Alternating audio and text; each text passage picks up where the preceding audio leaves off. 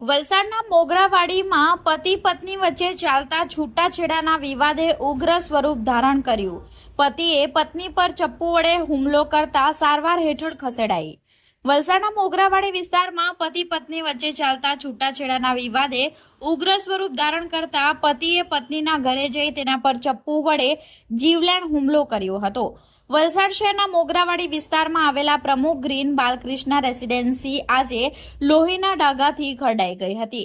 ઘટનાની વિગત મુજબ અંજલાવ ખાતે રહેતા જગદીશ સોલંકી અને તેની પત્ની ઉંમર વર્ષ 63 પુષ્પાબેન વચ્ચે છેલ્લા કેટલા સમયથી છૂટાછેડા બાબતે ઝઘડો ચાલી રહ્યો હતો।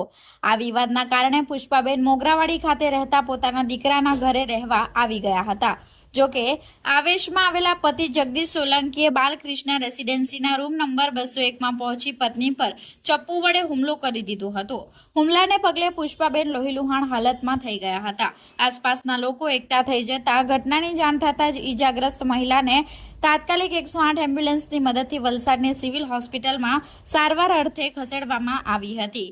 બીજી તરફ વલસાડ સિટી પોલીસને ઘટનાની જાણ થતાં પોલીસની 112ની ટીમ તાત્કાલિક ઘટના સ્થળે દોડી આવી હતી અને હુમલો કરનાર પતિ જગદીશ સોલંકીની ધરપકડ કરી ગુનો નોંધી આગળની વધુ તપાસ હાથ ધરી છે।